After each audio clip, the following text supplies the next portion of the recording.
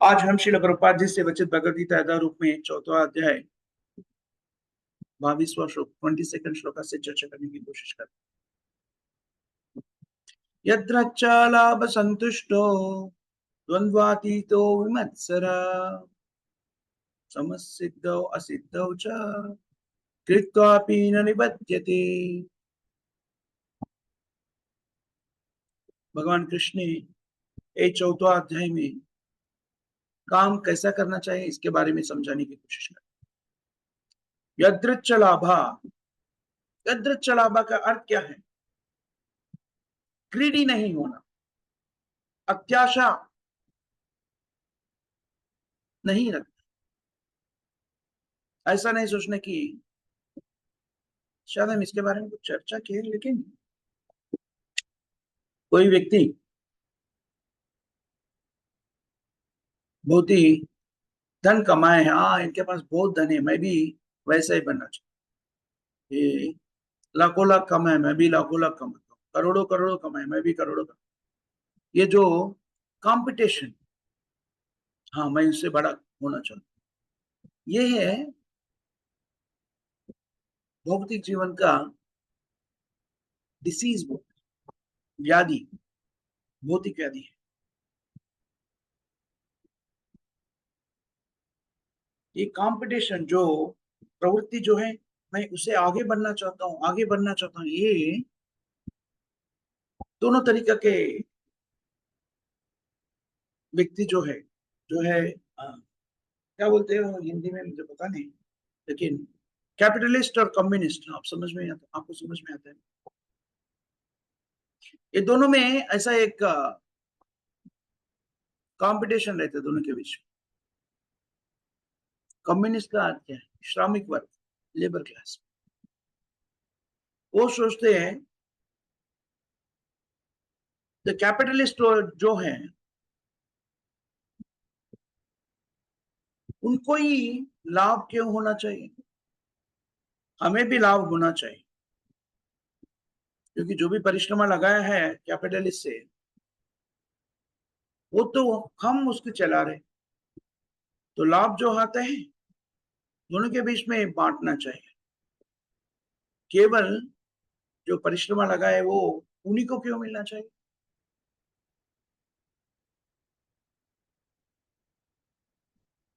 लेकिन ये तरीका का सोच समस्या का समाधान नहीं है।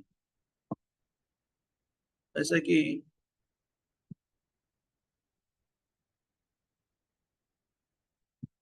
समस्या का समाधान ढूंढते ढूंढते और समस्या को जटिल कर,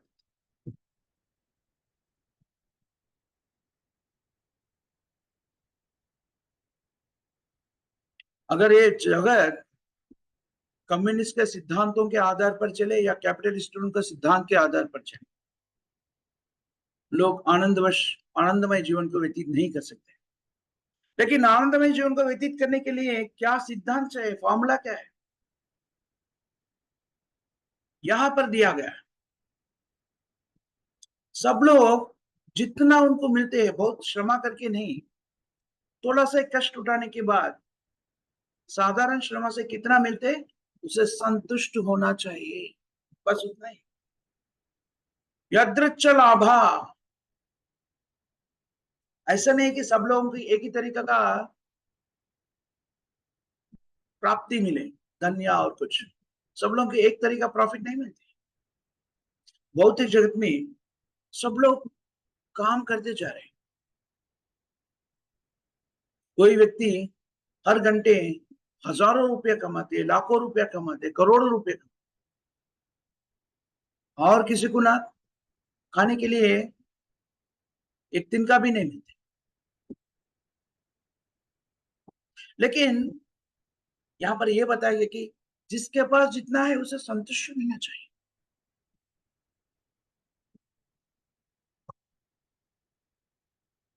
अगर किसी किसी को ऐसा लगता है मेरा बाजू वाले आदमी को ना हर घंटे 1 करोड़ मिलता है, 1 लाख मिलता है, जो भी मिलता है 1 लाख मिलता है, मुझे भी उतना कमाना चाहिए, तो आप कभी भी संतुष्ट नहीं। अगर आपको 1 घंटे में 100 रुपए मिल गया, संतुष्ट हो जाइए। जितना आपको मिल रहा है उससे संतुष्ट हो जाइए, क्योंकि सब लोग जो प्रॉफिट या लॉस जो भी कमा रहे, नहीं तो कोई अपना लॉस बोले तो क्या है, नष्ट, किसी को लाभ हो रहे, किसी को नष्ट हो रहे, किसके आधार पर हो रहे, अपना अपना पूर्व कर्म के आधार पर।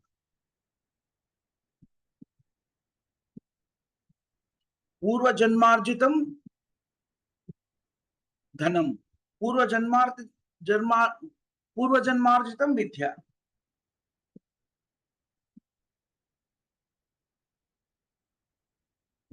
इसे शास्त्रिक इंजंक्शन, शास्त्रों में बताया गया चीजें। पूर्व जन्मार्जितम धनम, पूर्व जन्मार्जितम विद्या। कोई व्यक्ति कुछ ज्यादा पैसे नहीं लगाते हैं, कुछ व्यापार शुरू करते हैं, कई सालों में करोड़पति बन जाते हैं, लाखों करोड़ों का धन कमाते हैं। और दूसरा व्यक्ति धनवान बनने की कोशिश करते हैं, कितना भी कोशिश करें, बस खाने के लिए जितना चाहिए उतने भी नहीं। क्यों? क्योंकि पूर्व जन्मार्जितम विद्या, पूर्व जन्मार्जितम धन।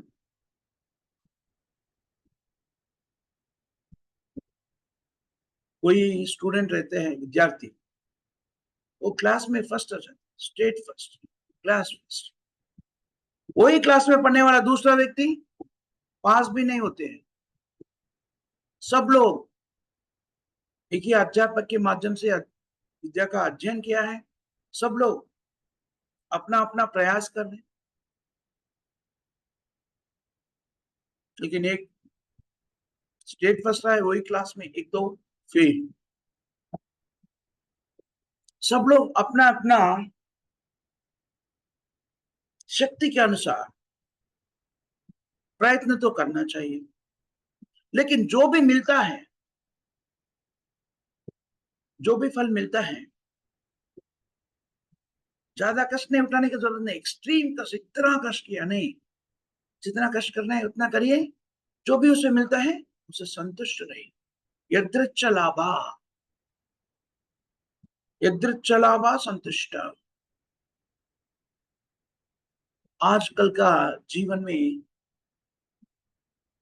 ये अदृश्य हो गया, यदृच्छ लाभ संतुष्ट।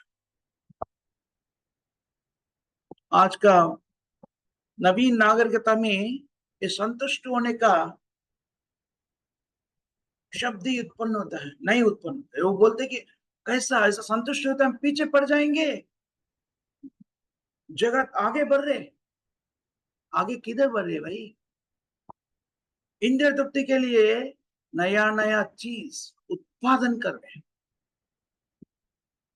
ये केवल अभी नहीं,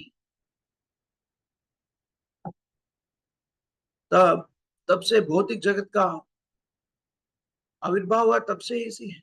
क्योंकि कृष्ण ये संभाषण आज नहीं कर रहे हैं, 5,000 साल पहले, उससे पहले भी भगवद गीता को लाखों करोड़ों साल पहले विवस्वान सूर्य भगवान को बताया गया। ये भौतिक संस्कृति है, भौतिक जीवन का स्थिति है, कंपटीशन, मैं उसे बनना चाहूं। पहला हमारा ये ये प्रवृत्ति, कंपीटिंग का प्रवृत्ति कहां से शुरू हुआ? भगवान कृष्ण के पर ईर्ष्या करने से शुरू। हम भौतिक जगत में इसलिए प्रकट हुए, हम भगवान कृष्ण ने ईर्ष्या करना शुरू किया। कृष्णा बहिर्मुखहाना भोगवांचा करे, कृष्ण बहिर्मुखहाना भोगवांचा करे। भगवान कृष्ण भोक्ताराम यज्ञ तपसा सर्वलोक महेश, भोक्ता कौन है? स्वयं भगवान कृष्ण है। वो स्वयं कहते हैं, 5वां अध्याय में अध्ययन करेंगे, भोक्ताराम यज्ञ तपस्या सर्वलोक महेश।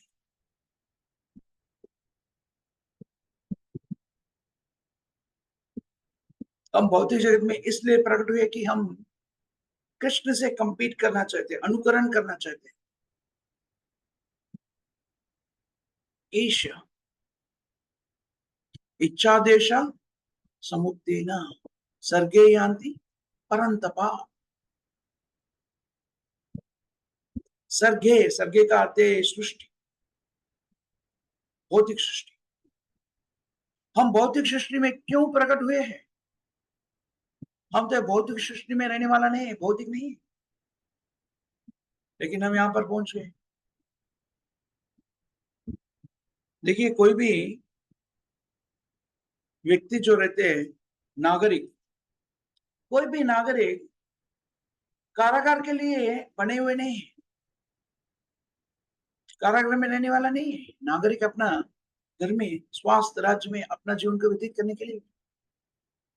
लेकिन कई नागरिक कारागार में बस जाते हैं।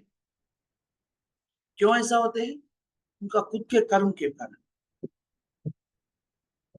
जो जो कार्य वो करते हैं, उसी कार्य के कारण वो व्यक्ति कारागार में पहुंच जाता।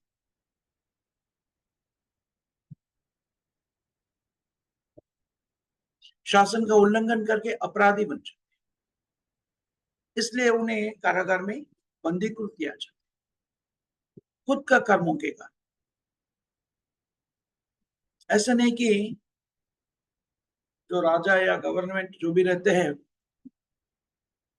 वो नहीं सोचते कि अपना कोई प्रजा जाके जेल में रहे, कारागार में। ऐसा नहीं डिसाइड करते, हाँ ये कारागार में नहीं, ये बाहर है, ऐसा कोई डिसाइड नहीं करता। ये राजा का डिसीजन नहीं है, राजा का निर्णय नहीं है।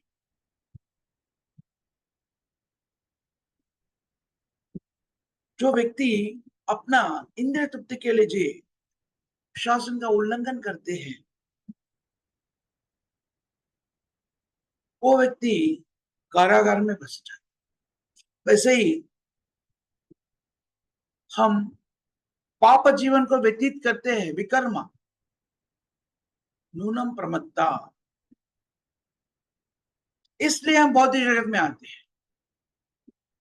हम इंद्र तृप्ति के पीछे भागते रहते हैं, लेकिन मानव जीवन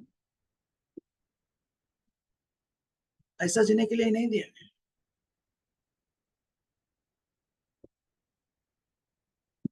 स्वाभाविक स्थिति में मानव जीवन क्यों दिया गया? यह समझने के लिए कि लक्ष्य क्या है, जीवात्मा का लक्ष्य क्या है, हमारा लक्ष्य क्या है।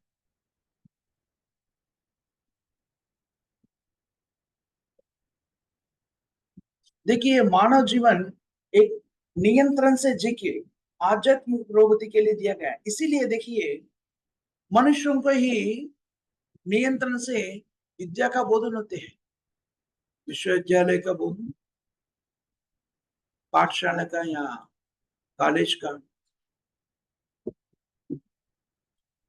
मानव समाज के लिए, पशु समाज के लिए कोई कॉलेज नहीं है, और पशु समाज में कोई भी ऐसा नियम कुछ नहीं है। मानव समाज में नियम है, कैसा जीना, कैसा सोना, कैसा रहना। ये धर्म जो है, कई विश्वास जो है, वो मानव समाज के लिए दिया गया है। क्यों? मानव जीवन पशु जैसा जीवन का व्यतीत करने के लिए नहीं दिया गया। नायम देहो देहबाजम लोके कष्टान कामान अर्हते विद्भुजम में। इसके बारे में कई बार हम चर्चा किए हैं। ये शरीर जो है देहबाजम, सब लोग, जंतु, उसे भी भौतिक शरीर दिया गया है। हम तो मानव हैं, हमें भी ये भौतिक शरीर दिया गया है। प्रहलाद महाराज तो बताते, दुर्लभम मानुषम जन्मा, दुर्लभम मानुषम जन्मा, आद्रुवम आर्तदम। पशु शरीर और मनुष्य शरीर में अंतर क्या है? और कोई बायोलॉजिस्ट से पूछते हैं आप, मानव शरीर और जंतु शरीर में अंतर क्या है? कोई भी वैद्य विद्यार्थी रहते हैं एंथ्रोपोलॉजी डिपार्टमेंट, बायोलॉजिकल डिपार्टमेंट में, वो लोग वैद्य विद्यार्थी किसका अध्ययन करते हैं? क्या बोलते हैं? फ्रॉग को क्या बोलते हैं हिंदी में? फ्रॉग।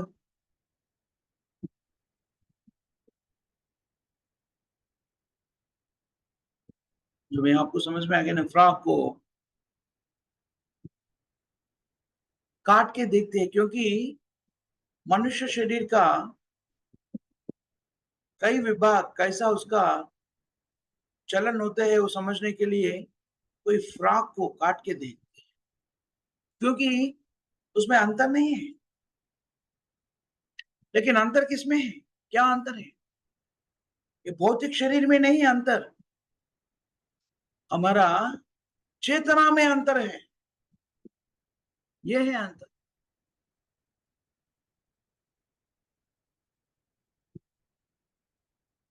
मानव जीवन के पाकर ये जो अवसर हमें दिया गया है कि अपना चेतना को उन्नत स्थिति में पहुंचा सके, वो तो अपना जीवन को व्यर्थ कर। मानव जीवन में हमें यह अवसर मिलता है कि कृष्ण भावना भावित अपना जीवन को व्यतीत करे, कृष्ण भावना को अपना जीवन में। शास्त्र इसलिए कहते हैं, नायम देहो देह बाजम न लोके।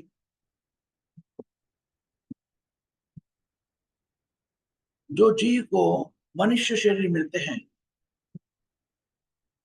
मनुष्य शरीर पाने वाले व्यक्ति अपना जीवन इंद्र तृप्ति में नियुक्त नहीं करना चाहिए, जैसा कुत्ते बिल्ली करते हैं अपना जीवन।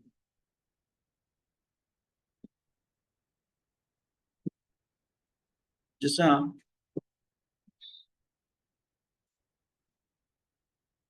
सुकर, सुअर बोलते हैं ना, सुअर, खाग।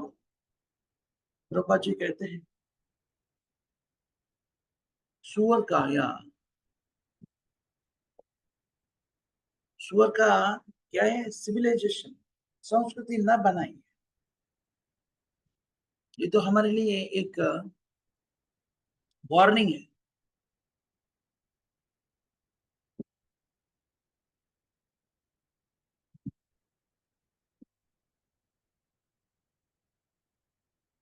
तो क्या बोलते हैं वो खाग को हिंदी में क्या बोलते हैं? सुअर ही ना। सुअर का जीवन, उसका जागृति या संस्कृति क्या रहती है?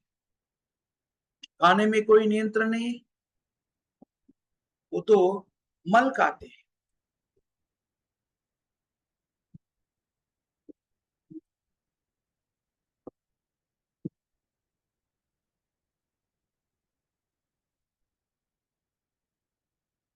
जो मनुष्य जीवन में नियंत्रण के बिना अपना जीवन को व्यतीत करते हैं इंद्र तृप्ति में, जैसे कि मैथुन तृप्ति में कोई नियंत्रण नहीं, वो तो कैसा जीवन बताया जाते हैं?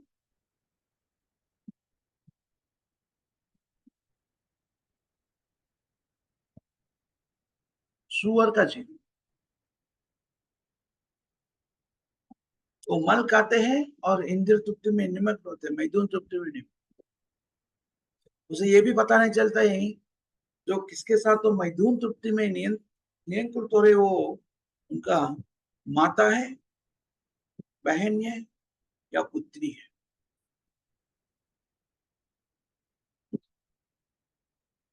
इसलिए ये बता गया है, नायम देहा कष्टान कामान अर्हति विद भुजम ये। विद्भुजम में तो हॉक जो है वो ढूंढते रहते हैं, मल किधर मिलेगा, मल किधर मिलेगा, दिन रात। विलेज में कई बार लोग अपना प्रकृति का नियमों को पालन करने के लिए सुबह सुबह जाते हैं बाहर, तो कभी कभी रात में भी बाहर जाते तो वहां पर भी एक हॉग ऐसा ढूंढते रहते हैं। वैसे ही हम मल विसर्जन कर निकल जाते तो भाग के आ जाते, बस बस बस खाते रहते। जैसा भौतिक जीवन में व्यक्ति दिन रात काम करते हैं, किसके लिए? अपना इंद्रिय तृप्ति के लिए। जो भी मिलते हैं वो खाना और मैदून तृप्ति में नियुक्त हो। यह है पशु जीवन। ये जीवन के बारे में ऋषभदेव अपना पुत्रों को बताते हैं। नायम देहो देहबाजम न लोके कष्टान कामान अर्हते। क्यों कामान?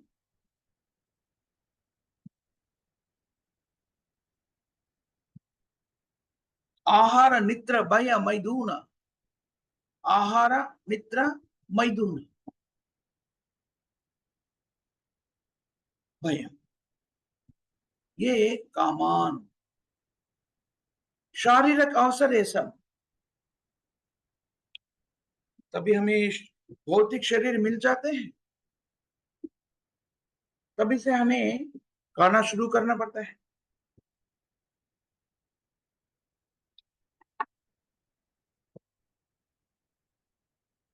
ये खाने का अवसर भौतिक शरीर में होते हैं, आध्यात्मिक शरीर के लिए खाने का अवसर नहीं होते। खाने का अर्थ क्या है? ये भौतिक शरीर का पालन करना। कई साधु लोग को हम देखते हैं, वो लगभग नहीं खाते हैं। रघुनाथ दास गोस्वामी के बारे में हम चर्चा करते हैं। षट गोस्वामी में एक महा गोस्वामी है और चैतन्य महाप्रभु का अनुयायी में एक विशिष्ट अनुयायी है। वो रघुनाथ दास गोस्वामी राधा कुंड के पास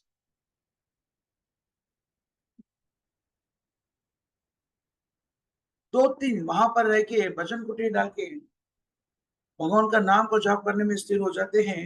वो 2-3 दिन में एक छोटा सा, क्या बोलते हैं, हाँ, बटर, छोटा सा बटर खाते हैं।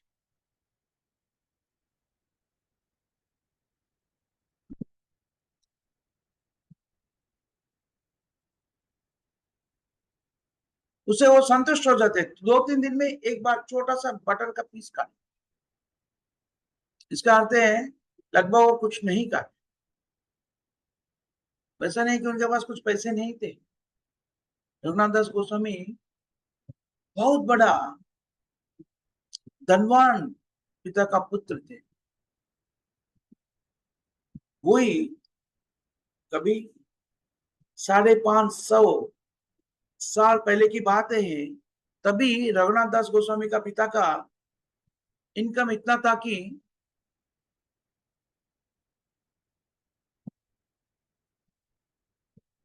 12 लाख रुपया, मेरे ख्याल से 12 लाख रुपया पर मंथ उतना इनकम। 12 लाख तभी। अभी भी 12 लाख बहुत पैसे होते हैं। कोई भी व्यक्ति 12 लाख एक महीने में कमाते तो बहुत पैसे होते। और वो समय पर तो तब का 12 लाख बोले तो अभी का कम से कम 12 करोड़ से समान है। इतना इनकम थे उनका पिता का, इतना कमाई। फिर भी रघुनाथ दास गोस्वामी ऐसा तपस्या का जीवन व्यतीत करने का निर्धारण किया और राधा कुंड के पास। ये सत्य है।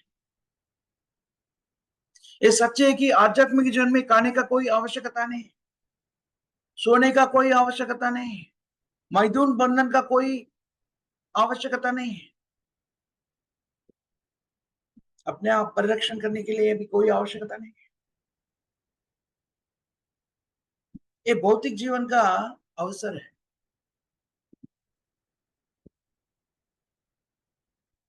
भौतिक अवसर है। हमें दिन रात इंद्र तृप्ति के लिए, ये भौतिक जीवन में व्यतीत करने के लिए समय दिया गया है। इसी में हम समय व्यतीत करते हैं। अगर ऐसा ही अपना जीवन को व्यतीत किए तो हमारा जीवन और पशु जीवन में अंतर क्या है? ये तो निरंतर चलते जा रहे हैं। ऐसा जीवन को, ऐसा संस्कृति को हम बहुत ही एडवांस संस्कृति के, पुरोगमन का संस्कृति, जितना आपको इंद्रिय तुति करने के, इंद्रिय भोग करने के अवसर मिला, उतना ही बोलते कि हाँ बहुत ही आधुनिक बनी आगे।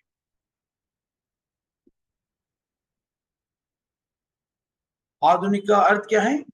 एक भौतिक शरीर का संतुष्टि देना। यह सिद्धांत जो है, यदृच्छलाभ संतुष्टा, जीवन भौतिक नागरिकता में संभव नहीं है।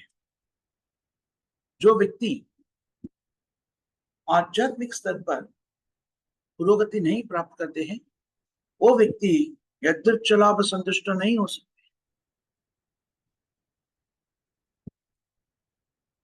जो व्यक्ति आध्यात्मिक जीवन में पुरोगति प्राप्त करते हैं, वही व्यक्ति यदृच्छलाभ संतुष्ट नहीं रह सकते, क्योंकि वो व्यक्ति को भौतिक अवसर का कोई आवश्यकता नहीं पड़ती। भौतिक अभिवृद्धि का कोई इच्छा नहीं रहती। वो दूसरा भौतिक शरीरों के साथ कंपीट नहीं करते हैं।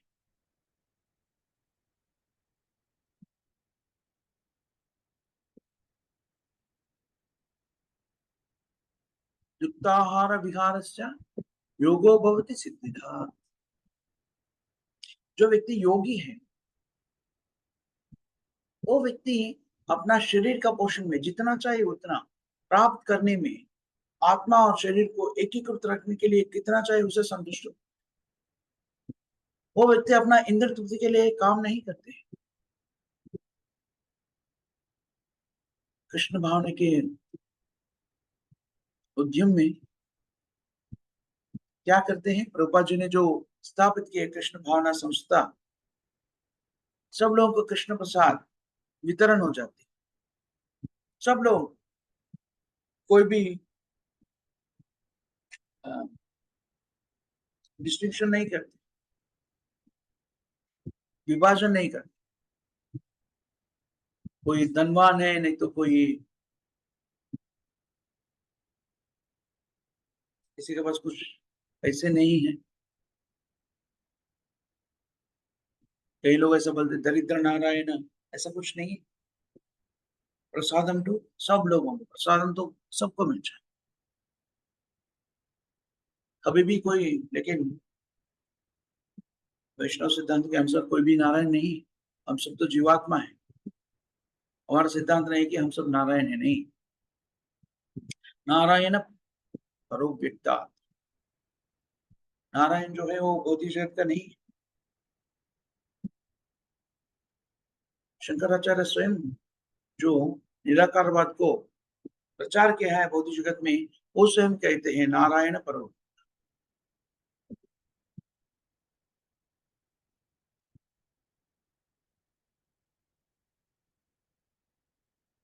ईश्वरा सर्वभूतानां हृदयेशार्जुन तिष्ठ। नारायण ईश्वर सबके हृदय में है।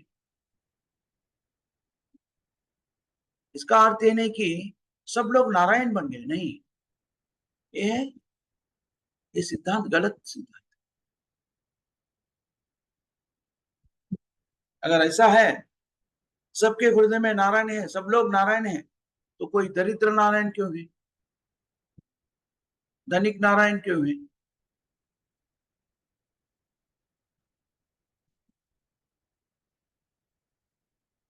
तो सब लोग नारायण है, चाह नारायण, मत्स्य नारायण।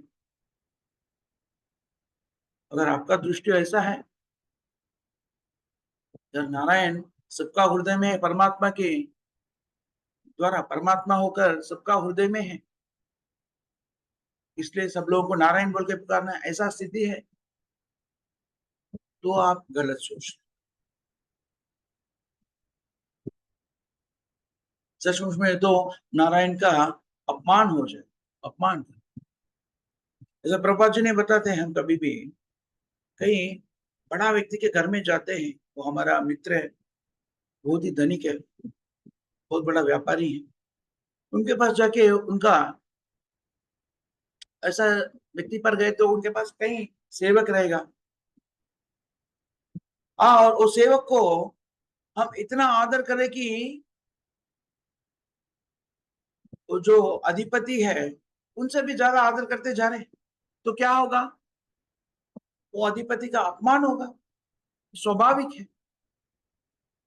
इसलिए शास्त्रों में बताया गया है, यस्तु नारायणम देवम ब्रह्म रुद्रादि दैवतः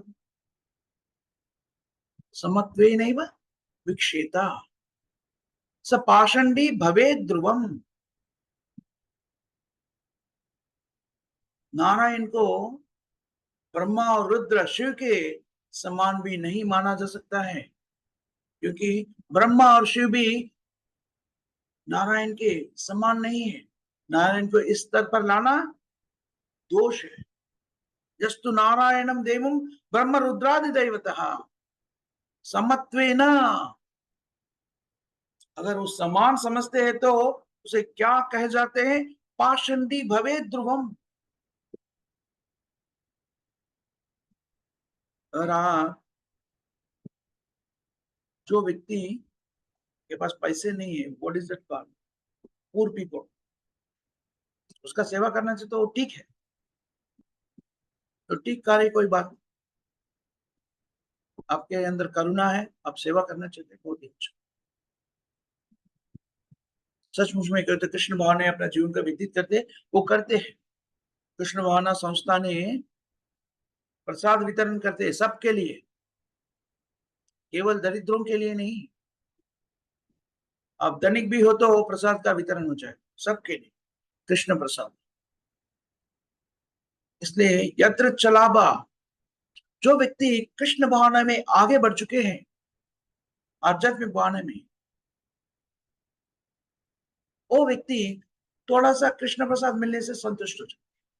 यत्र चला, कभी हम प्रसाद को वितरण करते हैं, कभी कभी छोटा सा प्रसाद मिल जाते हैं, एक कप में हलवा मिल जाते हैं, कभी पत्ते के कप रहते हैं ना, उसमें थोड़ा सा हलवा दिए जाते हैं, तो सब जो भी वो स्वीकार करते हैं वो संतुष्ट हो जाते हैं, क्योंकि ये कृष्ण प्रसाद है, ये भावना। भौतिक जगत में कहीं धनिक लोग हैं, कई दरिद्र लोग भी हैं, जिसके पास पैसे नहीं है। सब लोग, कई तरीके के लोग मंदिर में आते हैं, थोड़ा सा हलवा लेते हैं प्रसाद। ऐसा नहीं कि वो बहुत ही भूखा है इसलिए, वो इसलिए लेते कि मैं थोड़ा सा भी कृष्ण प्रसाद स्वीकार करे तो वो मेरे लिए, मेरा उद्धार हो जाए। महाप्रसादे गोविंदे नाम ब्राह्मणी वैष्णव स्वल्प पुण्या व्रतम राजन विश्वासो नहीं बजाते। महाप्रसाद, महाप्रसाद मतलब जो भगवान को अर्पण किए सो भोग का महाप्रसाद।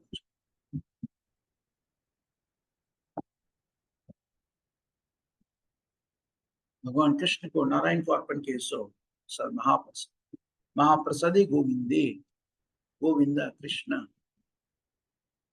महाप्रसादे गोविंदे नाम ब्राह्मणी। हरे कृष्ण महामंत्र, महाप्रसादे गोविंदे नाम ब्राह्मणी वैष्णवे। स्वल्प पुण्य प्रथम राजन विश्वासो नहीं बजाते। जो भी व्यक्ति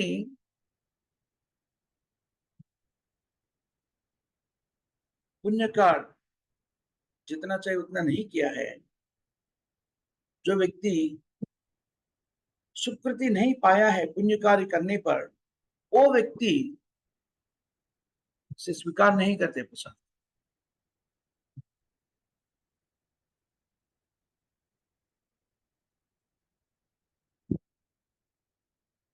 इसका अर्थ है यदृच्छ लाभ संतुष्ट के बारे में। कृष्ण प्रसाद को स्वीकार करके संतुष्ट रहने के लिए कुछ कष्ट उठाने का कोई आवश्यकता नहीं है। हम हमारे ही घर में कृष्ण का अर्चविको को स्थापन कर सकते हैं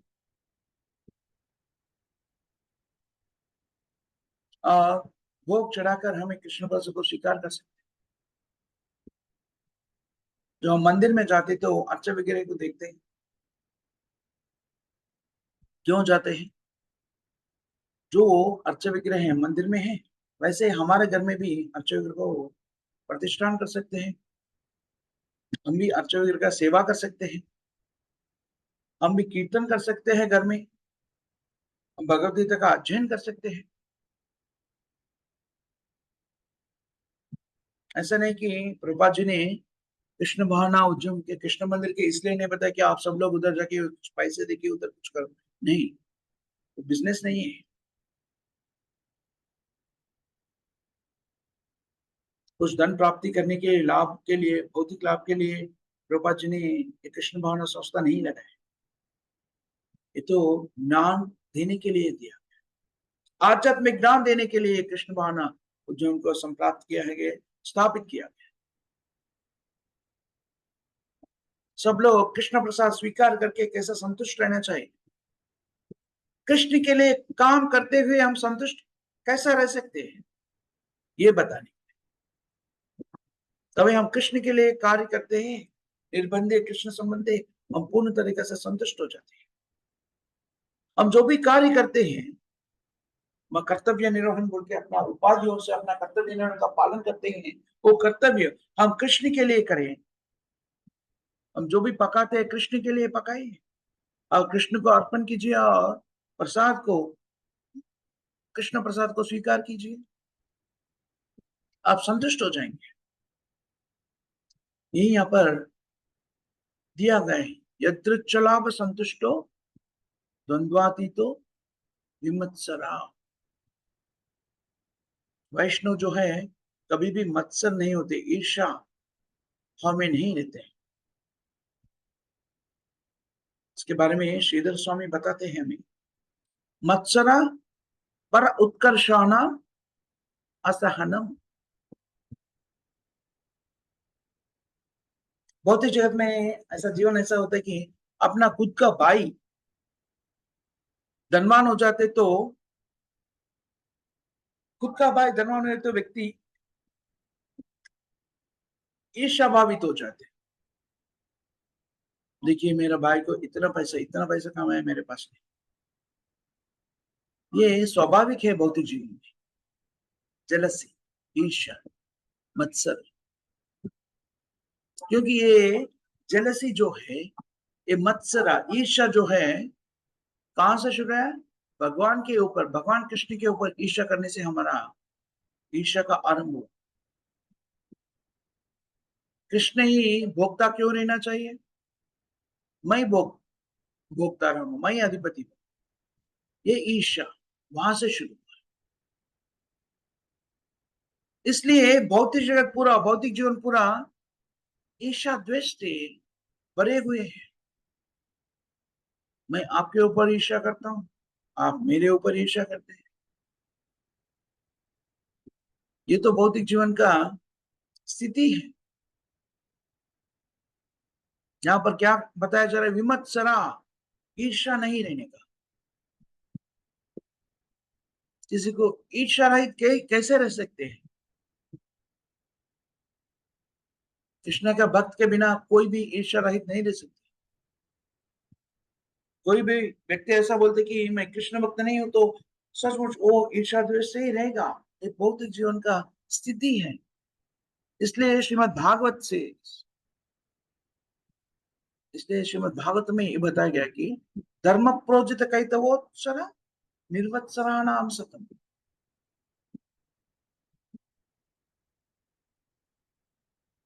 वास्तवम वासुदेव अत्र।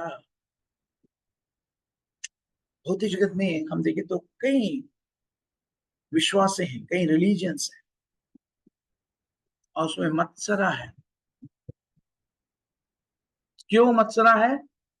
कई विश्वासों में बताया जाता है कि पशु का वध करने का। क्यों?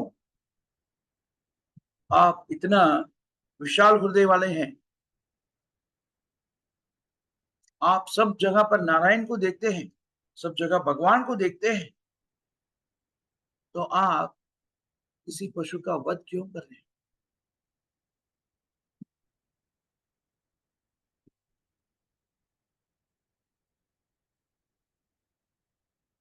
अब तो उनके ऊपर भी कृपालु होना चाहिए। लेकिन एक करुणा कभी प्रकट होगा तभी आप भक्त हो। विमत्सरा, निर्मत्सरा। इसलिए जो विश्वास है, जो रिलीजन्स बताए जाते हैं, जिसमें मत्सरा है, ईर्ष्या द्वेष है, उसे क्या कहे जाते हैं? कैतव धर्म। कैतव धर्म बोले तो चीटिंग रिलीजन, कपटी रिलीजन। जो भगवत चेतना जो है, ये कृष्ण बाण जो है, वो चीटिंग रिलीजन नहीं है। बहुत ही उदार स्वभाव के है। तितिक्षवा, करुणी का, सुहृदा सर्वभूताना, ये कृष्ण भावना है। कृष्ण भावना में सब लोग बाकी सबका मित्र बनना चाहते हैं।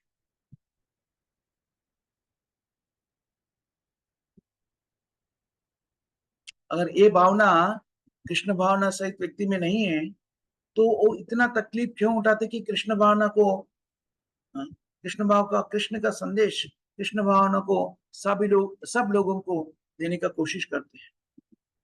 पूरा जगत में कृष्ण भावना प्रचार करने का कोशिश क्यों करते हैं भक्त? क्योंकि वो विमत्सरा है। सब लोगों को ये समझना चाहिए कृष्ण भावना इतना महत्वपूर्ण है, सब लोग इसमें भाग लेकर आनंद का अनुभव कर सकते हैं।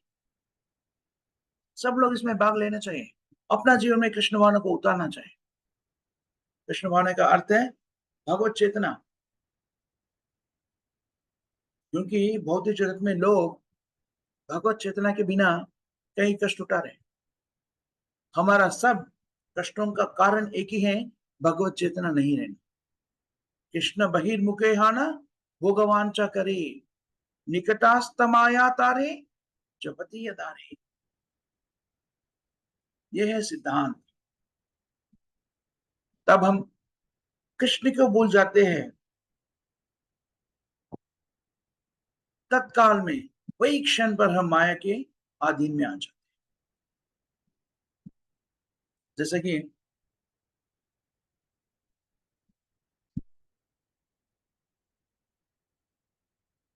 सूर्य का तेज, और उसे क्या बोलते हैं? शेड बोलते हैं ना, नीडा, शेड। उसे क्या बोलते हैं हिंदी में? शेड को।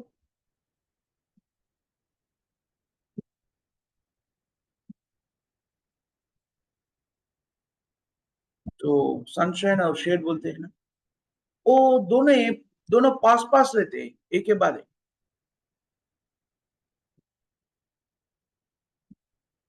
छाया, छाया बोलते हैं ना। सूर्य का तेज, सूर्य रश्मि और छाया दोनों बाजू बाजू में रहते हैं।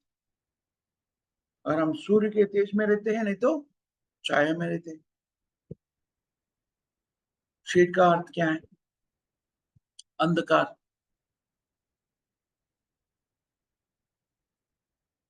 अगर आप अंधकार में नहीं तो आप तेजोमय स्थिति में।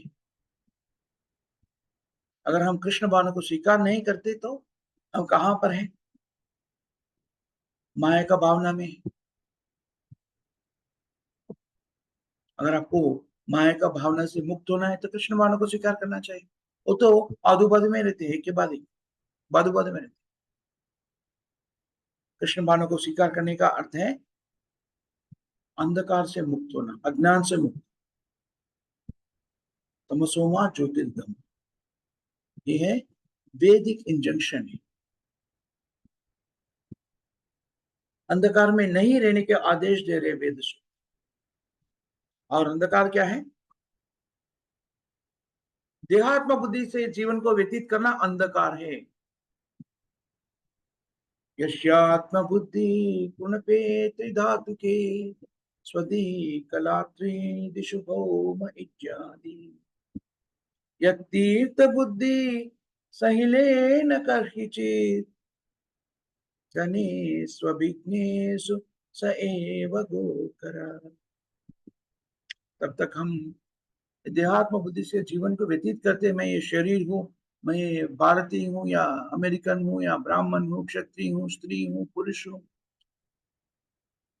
मैं मोटा हूँ या छोटा हूँ, ऐसा देहात्म बुद्धि को जीवन को व्यतीत करते। तब तक ये देहात्म बुद्धि हमारे में है। स एव गोकरा, गो का अर्थ है गाय, करा का अर्थ है गधा।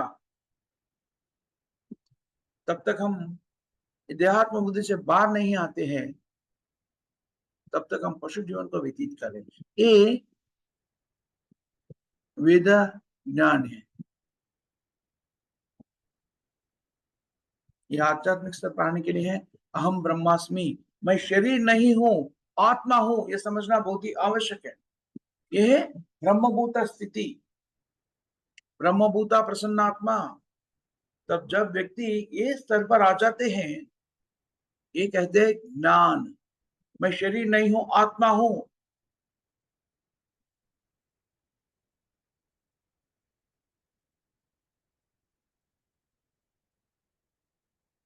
तब तक हम अध्यात्म बुद्धि से अपना जीवन को व्यतीत करते हैं। गृह क्षेत्र सुताप्ता वृत्ते जनस्य मोहोयम, वो ज्ञान नहीं है। भौतिक जीवन में व्यक्ति भौतिक बंधन में फंस जाके अपना जीवन को व्यतीत करते, देहात्म बुद्धि से वो ज्ञान नहीं, भ्रांति में जीवन को व्यतीत करते। मोहा, जनस्य मोहोयम, अतो गृह क्षेत्र सुताप्त वित्ते जनस्य मोहोयम अहम ममेति। ये श्रीमद् भागवतम का वर्णन। तभी तक हम देहात्म बुद्धि का जीवन से मुक्त नहीं होते हैं। जो भी हम साधारण स्थिति से प्राप्त कर सकते हैं, उसे संतुष्ट नहीं हो सकते। ये हमारा स्थिति है, सोचना बहुत आवश्यक है। संतुष्ट होने का सिद्धांत यहाँ पर दिया गया है। हम आनंद में जीवन को व्यतीत करने का सिद्धांत यहाँ पर दिया गया है। जो हमें प्राप्त होते हैं उसे संतुष्ट रहना, और जो प्राप्त होते हैं उसे संतुष्ट कब रह सकते हैं? हम देहात्म बुद्धि से मुक्त होते तभी हम संतुष्ट रह सकते। यह है यदृच्छलाभ संतुष्टा। तभी हम देहात्म बुद्धि से मुक्त होते हैं। उन्हें समझ में आता है ये सब इतना कष्ट उठा के कमाने का कोई आवश्यकता नहीं, ये सब मेरे लिए आवश्यक नहीं है। लेकिन मुझे शरीर दिया गया है, इसे निरुपयोग नहीं रख सकते, तो कुछ काम तो करना चाहिए। तो मुझे कुछ खाने लीजिए, खाने के लिए थोड़ा कमा लीजिए।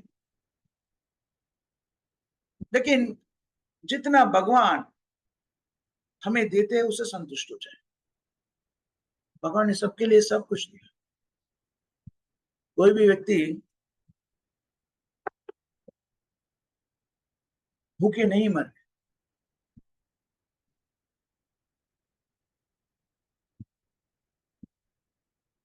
कृष्ण भगवान में जो व्यक्ति रहते कभी भी वो भूखे नहीं मरेगा, भूखे नहीं रहेगा। अगर कृष्ण भगवान में हो या ना हो, सब लोगों का जो भी जिसको जितना मिलना चाहिए वो भगवान स्वयं प्राप्त करवाते हैं। आपने एक मोर्सल खा रहे नहीं तो एक क्विंटल का आहार का स्वीकार कर रहे, सब कृष्ण ने उनका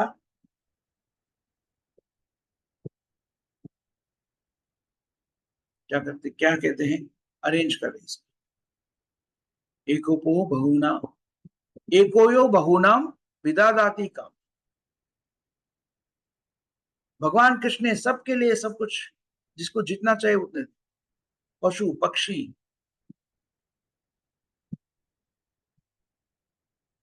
कोई छोटा छोटा छोटा कृमि से बड़ा बड़ा हाथी तक, सबके लिए जो भी खाने का चीज चाहिए वो भगवान ने अरेंज कर। ऐसा नहीं कि हम जाके वन में जो पशु पक्षी कीड़ा और रहते हैं वो सबको जाके हम खिला रहे नहीं। और किसी को खिलाने का आवश्यकता है तो आप खिला रहे, तो उन्हें कृष्ण प्रसाद दीजिए। प्रसादे सर्व दुख हानम,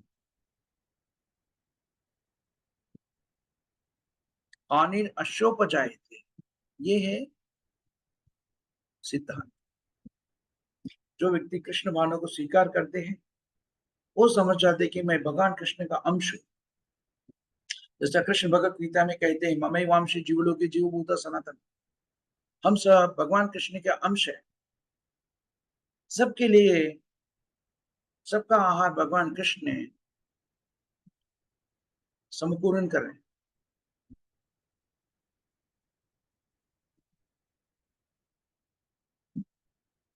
अवश्य रुकिबे कृष्ण विश्वास पालना, सबके लिए कृष्ण, किसको क्या चाहिए वो कृष्ण संपूर्ण कर। हमारा समाज में स्वाभाविक रूप से हम देखते हैं कई विद्यालय में हम देखते हैं विभिन्न तरीका के विभाग है।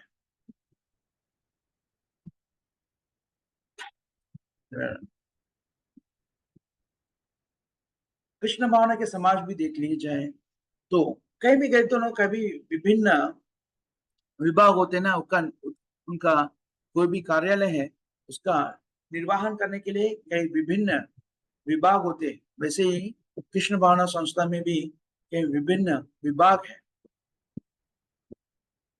सब विभागों में बड़ा मंदिर है, उसमें तो हर विभाग में 20-25 भक्त रहते हैं।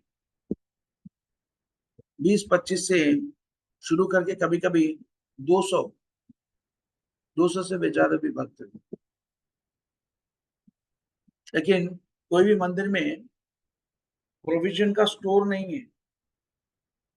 हर दिन भक्त कृष्ण के ऊपर विश्वास रख के अपना जीवन को व्यतीत करते हैं। कहां से आते हैं सब लोगों के खाने के लिए?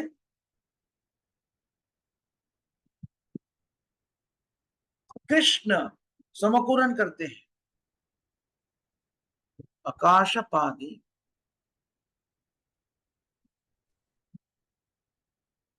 कहां से आते? आकाश से आ जाते। कौन देते? कृष्ण देते।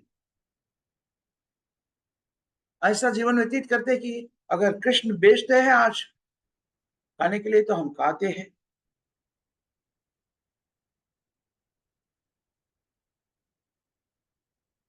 ये कृष्ण भावना के मंदिर को निर्वाहन करने के लिए प्रभुपाद जी ने 1970s में एक बार बताया था एक लेक्चर में, एक एक मंदिर का निर्वाहन के लिए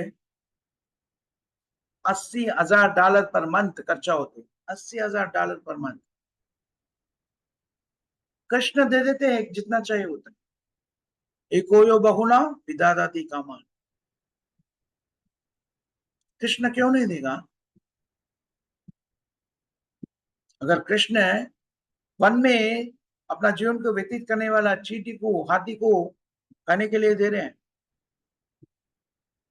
तो जो व्यक्ति कृष्ण भावना में जीवन को व्यतीत करने के लिए कृष्ण से हमें अपना जीवन को व्यतीत कर रहे हैं, अपना जीवन पूरा कृष्ण की सेवा में व्यतीत कर रहे हैं, कृष्ण भावना को प्रचार करने में व्यतीत कर रहे हैं, उनके लिए जो भी प्रसाद चाहिए कृष्ण नहीं देगा क्या?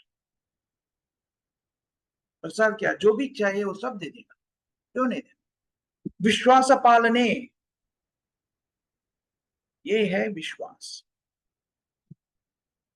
व्यक्ति को ये समझना चाहिए, कृष्ण ने सब जीवों को, जब पशु पक्षियों को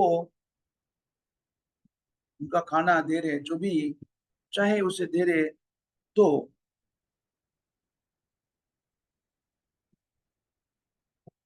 हमें क्यों नहीं दे? ये तो साधारण सोच है, स्वाभाविक सोच। अगर ये विश्वास रखना क्या कहे जाते हैं? यदृच्छलाभ संतुष्ट।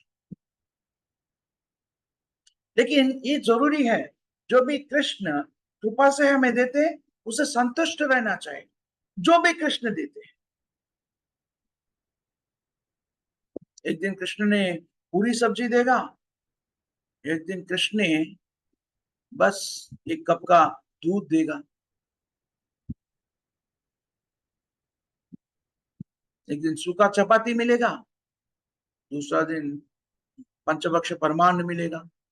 जो भी मिले संतुष्ट है, यदृच्छलाभ संतुष्ट। ये भक्त का स्थिति है।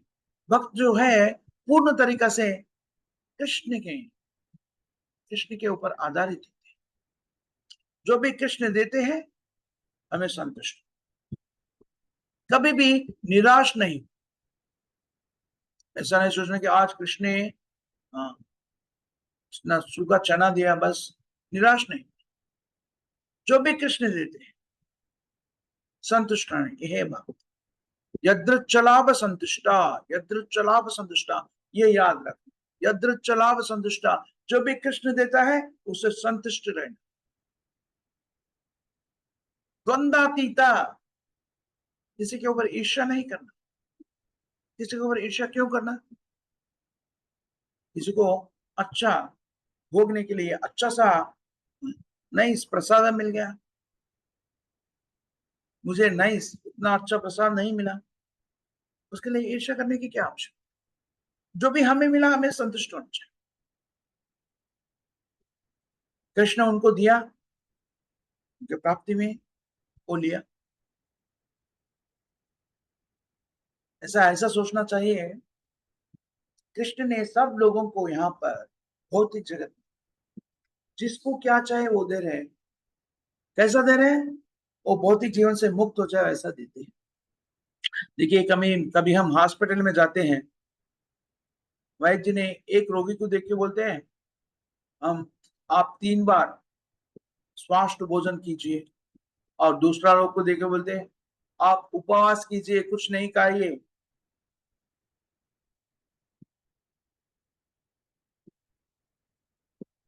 ये सुन के है जो रोगी, अरे रे, एक रोगी को ने इतना खाने को दिया, मुझे कुछ भी नहीं खाने को दिया, बल्कि ईर्ष्या होने की क्या आवश्यकता?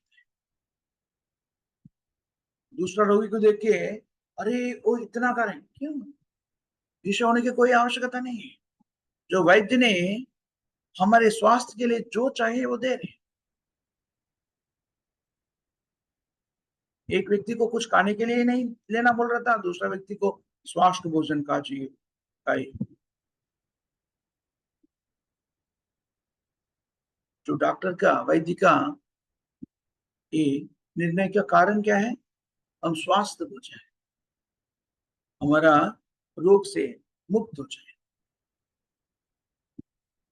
वैसे ही हमें बाह्य रूप से जो किसी को ज्यादा मिला, किसी को कम मिला, इसे देख के हमें निराश नहीं होना चाहिए। किसी को ज्यादा मिल रहे, वो अच्छा खा रहे, अच्छा जीवन को व्यतीत कर रहे। जो भी व्यक्ति, कोई भी व्यक्ति जिसके लिए निर्धारित है, उससे ज्यादा कुछ भी ले नहीं सकते।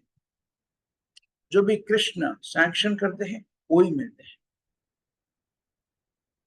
ये समझना, ये समझकर जो भी हमारा पास है उससे संतुष्ट रहना। यदृच्छलाभ संतुष्टा द्वंद्वातीता, द्वंद्वातीता विमत्सरा, द्वंद्वातीता विमत्सरा।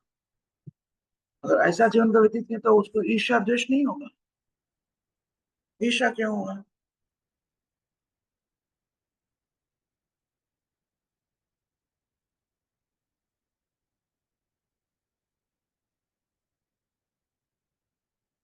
आजकल का जीवन में, राजकीय जीवन में भी, पॉलिटिकली देखिए तो देखा जाता है कि जो व्यक्ति के पास कुछ खाने के लिए नहीं है, वो जिसके पास खाने के लिए है उसको देखिए ईर्ष्या कर, क्योंकि कृष्ण भावना नहीं है। जो व्यक्ति के पास, जो धनिक व्यक्ति है, वो अपने लिए खुद खा लेते हैं, और जिसके पास कुछ नहीं है उसका कोई भी श्रद्धा नहीं लेते। ये है ईर्ष्या। वो सोचते कि मुझे क्या लेना देना है, वो मरने दे। ऐसा नहीं, जिसके पास है वो प्रसादम बना कि कृष्ण प्रसादम को कृष्ण भावना से, जिसके पास नहीं है उसे प्रसाद वितरण करना चाहिए। और जिसके पास नहीं है वो धनिक व्यक्ति को देखे ईर्ष्या भाव नहीं रखना चाहिए। तभी सब लोग आनंदमय जीवन को व्यतीत कर सकते हैं। ऐसा नहीं कि एक संस्था को स्थापित करो और दूसरे व्यक्ति जिसके पास है उनका व्यतिरेक भाव से, ईर्ष्या भाव से कुछ करो। यह है विमत्सर। समसिद्धौ असिद्धौ च। अगर आप कृष्ण के लिए काम करें तो ये सोचना चाहिए कि ये कृष्ण का निर्णय है, हमारा काम में सफल हो या असफल। असिद्धौ, ऐसा ना सोचे कि आप कृष्ण भावना को स्वीकार किया, आप जो भी कार्य करें वो उसमें सफल हो जाएगा। नहीं, कृष्ण भावना अब काम करे, सफल हुआ या असफल हुआ, लेकिन तुझे ये समझना चाहिए कृष्ण के इच्छा के बिना कुछ भी नहीं हो सकता। अगर आप असफल हैं तो भी ये सोचना चाहिए एक कृष्ण का कृपा है, एक कृष्ण, एक कृष्ण का इच्छा है। कृष्ण, इसलिए कृष्ण भावना में जो व्यक्ति अपना जीवन को व्यतीत कर, कृष्ण भावना का जीवन को व्यतीत करते हैं, वो कभी भी निराश नहीं होते। कभी भी, कभी वो पराजय नहीं होती। कोई भी स्थिति हो, कितना भी दैन्य स्थिति हो, भक्त कभी भी निराश नहीं। तत्तेनुकंपम सुसमीक्षमो न भुजान, तत्तेनुकंपम सुसमीक्षमो भुंजना। जैसे प्रहलाद महाराज कहते हैं, प्रहलाद महाराज को तो कई तकलीफें दिया गया है उनका पिता से, लेकिन वो कभी भी अपना पिता को देख के मत्सरा नहीं हुआ, ईर्ष्या नहीं किया। कभी नरसिंहदेव ने उसे पूछते कि आपके लिए कुछ वर मांगो, तो प्रहलाद जी ने अपने लिए कुछ नहीं मांगा, वो अपने पिता के लिए कुछ मांगा। प्रभु, मेरा पिता है, वो आपसे बहुत ईर्ष्या करते हैं, इसलिए मैं आपसे विनती करता हूं उसे क्षमा कर दीजिए। देखिए, यह विमत्सरा है। सुकृदम सर्वभूतानाम। प्रहलाद महाराज को मारने के लिए कई उपाय किया गया, प्रणालिका किया गया है हिरण्यकशिपु उनका पिता से, फिर भी वो ईर्ष्या नहीं करते। सुकृदम सर्वभूतानाम। वैसे ये वैष्णव, कृष्ण भावना में स्थिर हुए वैष्णव निर्मत्सर, कृष्ण भावना जो है परमो निर्मत्सराणाम, परमो निर्मत्सराणाम, परमहंस के लिए, जो व्यक्ति ईर्ष्या द्वेष से मुक्त है, सुहृदम सर्वभूत, जो कृष्ण भावना में स्थिर होते हैं वो सबके लिए मित्र होते हैं। एक तरीका के व्यक्ति नहीं, एक तरीका के जीव नहीं। सुहृदम सर्वभूतान समसिद्धो असिद्धौ च कृत्वापि न निबध्यते। जो कर्म फल जो है बहुत ही ठीक तरीका से व्यतीत करेगा, वो अपना अपना जीवन के कर्म का फल सबको भोगना पड़ेगा।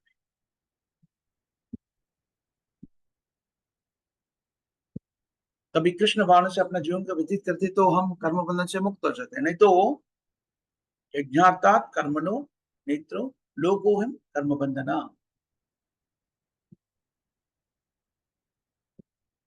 इसलिए हमें पूर्ण तरीके से कृष्ण भाव में अपने जीवन को व्यतीत करना चाहिए। कृष्ण भावना में जीने के लिए क्या करना चाहिए? बस श्रील प्रभुपाद जी का आदेश का पालन करने से हम कृष्ण का आदेश का पालन कर सकते हैं। प्रभुपाद जी ने अपना आदेश कैसा दिया है, हम अपना जीवन में उतार सके वैसा ही दिया है। चारों नियम का पालन करने का आदेश दिया है, वो कोई कष्ट नहीं देते हैं। तो चार नियम क्या है? हर दिन हरे कृष्ण महामंत्र का जाप करना, हरे कृष्ण कृष्ण कृष्ण हरे हरे, हरे राम राम राम हरे हरे। ये महामंत्र का अभी हमने एक बार किया है, 108 बार किए तो एक जपमाला हो लगा, तो कम से कम 16 जपमाला हर दिन करना चाहिए। इसका कोई नियम नहीं है, एक ही सूचना है कि हम जब भी जाप करते हैं ये मंत्र को हमारा कानून से सुनना चाहिए। हरे कृष्ण कृष्ण कृष्ण हरे हरे, हरे राम राम राम हरे।